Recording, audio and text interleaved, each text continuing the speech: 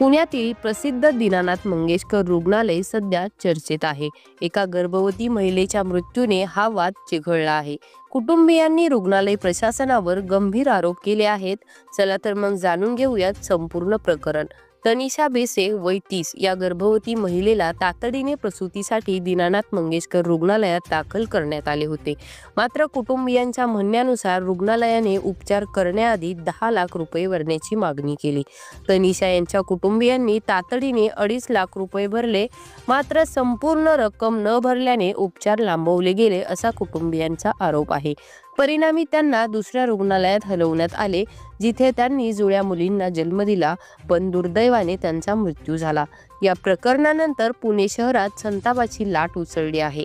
नागरिकांनी रुग्णालय प्रशासनाविरोधात जोरदार निदर्शने केली असून शिवसेना, ठाकरे गट आणि विविध संघटनांनी निषेध व्यक्त केला आहे।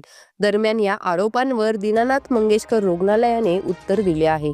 त्यांच्या म्हणण्यानुसार आम्ही सदैव रुग्णांच्या सेवेसाठी तत्पर आहोत, मात्र या प्रकरणाची सखोल चौकशी सुरू असून सत्य लवकरच समोर येईल असे रुग्णालय प्रशासनाने म्हटले आहे। या घटनेनंतर महाराष्ट्र राज्य महिला आयोगाने देखील दखल घेतली असून रुग्णालय प्रशासनावर कारवाईसाठी चौकशी समिती गठीत करण्यात आली आहे। ही घटना अत्यंत धक्कादायक आहे। एका गर्भवती महिलेचा निष्पाप जीव पैशांसाठी गेला का, हा मोठा प्रश्न आहे।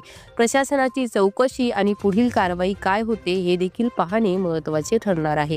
या संदर्भात तुमचे मत काय, आम्हाला कमेंटद्वारे नक्की कळवा आणि अशाच महत्त्वाच्या बातम्यांसाठी आमच्या चॅनलला सबस्क्राईब करा।